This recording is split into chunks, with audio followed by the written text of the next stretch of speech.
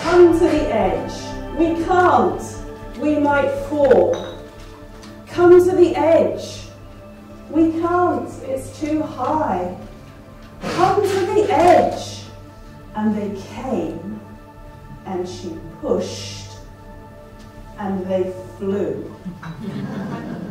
Today has been quite a long time in the making. You might think that it all just happens, but of course it doesn't. So it's a culmination of a whole series of focus groups that met across the country in 2011, where women from Christian and Muslim faiths came together to ask each other what are the key issues facing both Christian and Muslim women in their particular areas. She needs to have a real hope, a real belief in humanity, in herself, in others. She needs to act in faith.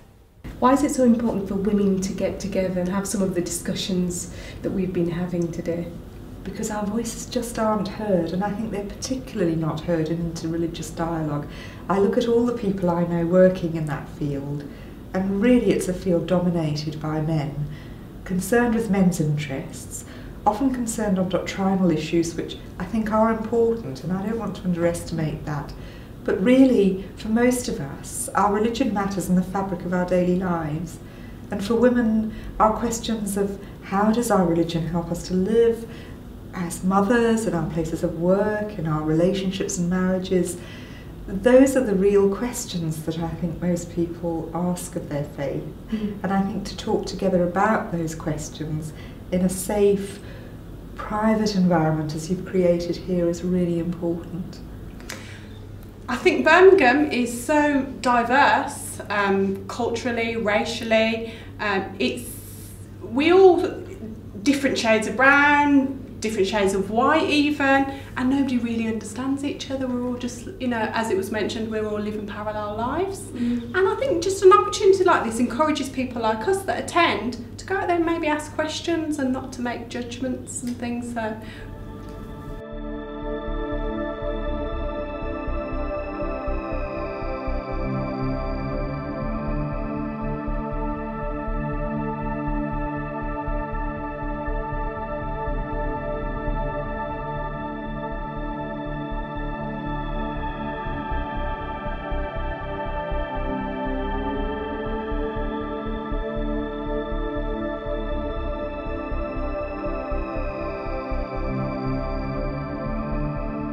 it is really important for women to come together in an interfaith context. I think if we're thinking about Bradford particularly, because if not, often women won't participate in mixed circles, so that's a barrier. But actually, aside from that, even if that was possible, I would still want to have women-only spaces.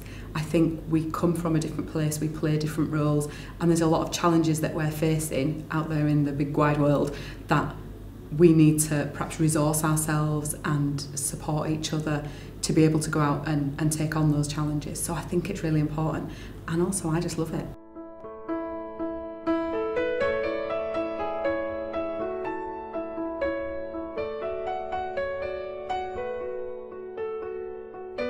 When women come together from different backgrounds, or in this case from different faiths, it is very, very powerful, and I think what it does is it allows us to have a space where people can speak freely in a way that they maybe can't normally. And certainly a number of ladies have said to me that they feel that some of the things I said, but also some of the things they've been able to then ask and discuss in their own groups. We've talked about our localities, we've talked about the difference between the cities we come from, and we've talked about the similarities. We've talked about mental health issues that cross-cut faith, culture and gender.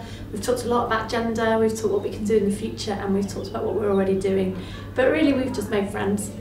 Plastered the city centre with green ribbon. We gave people green ribbons to wear around their wrists. We tied them on the trees, on the railing. And the day the EDL came, we were not physically present, but our voices, even though they were silent, were heard.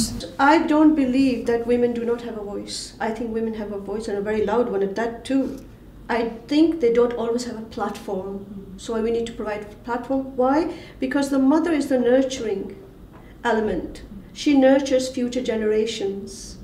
Whether we like it or not, whether we work outside or at home, eventually we do come back home and we are the mother. If we are, we have children, and we bring our children up according to how we understand. So a qualified, educated mother is a mother who rears communities. I feel that so many pockets of people have got such experience and expertise, and because we're living parallel lives, we're not sharing them and engaging them in our community.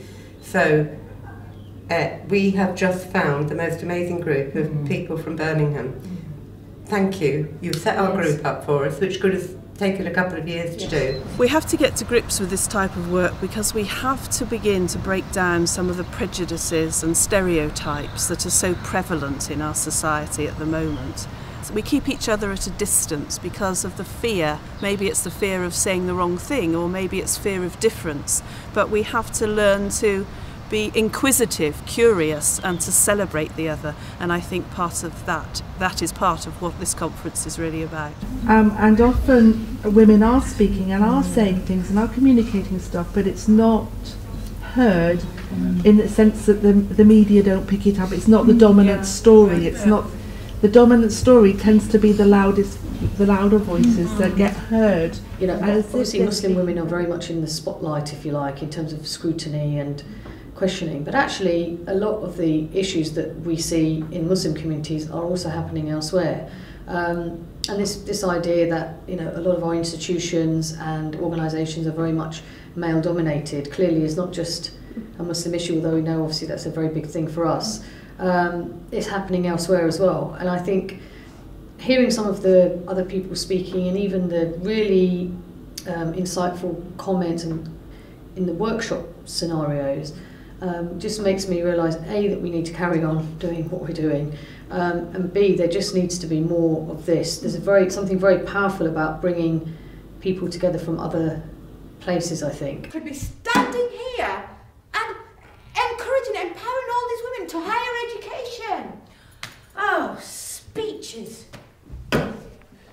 It's all so much hot air. Watch. On the contribution of my right honourable friend, the member for Sedgefield. We have to be very honest. Our political and religious leadership is weak and very fragmented, and we don't have those structures. I mean, if you look at the Church of England, you have you have a clergy system, don't you? We don't have that. So who do we go to when we seek advice? It's going to be the local mosque. Now, if the local mosque does not entertain women, well, you've closed the gates immediately. Absolutely, and that does happen. In many communities, mosques are not accessible for women. Nobody disputes what the Quran says, but you've got to contextualize that to the needs of the community today. We're not living 1500 years ago, and we're not living in Pakistan, India and Sri Lanka. We're living in the United Kingdom, and we need to resolve the situation of our home. The most important challenge for most women is the stand up and be counted challenge, because we've got so many other things to do, most of us, that it's very easy to focus on the local and not be willing, either because there's pressure from other places or because we think, what's my voice going to be heard, or it's not going to be heard, or it's not going to make a difference, or and to actually do the standing up. And together, one of the things I mentioned in one of the groups was the huge privilege of the women of faith, and one or two of no faith at all actually, in Jerusalem, who stand every Friday in silence to say justice matters. It was amazing because you start talking to different people and you find how ignorant you are sometimes. It's just, you find out about themselves. You actually forget about everything. You forget about religion, belief, anything. You're just two people talking about yourselves, which is what, yesterday the conversation for the soul was just fantastic, by listening. And I remember Peter and me, I've just made this beautiful relationship connection. And as we were leaving, she just said, I love you people. I can't wait to meet you again. I mean, she's in London, we're in Birmingham, but this is what this conference has given us. Even if it only just happened to us, it's been worth it. Yes. Yeah. Well, we've asked a lot of questions. We haven't got all the answers. Oh, I don't think we're supposed to have all the answers. Right. So what are we going to do now? Let's put the kettle on.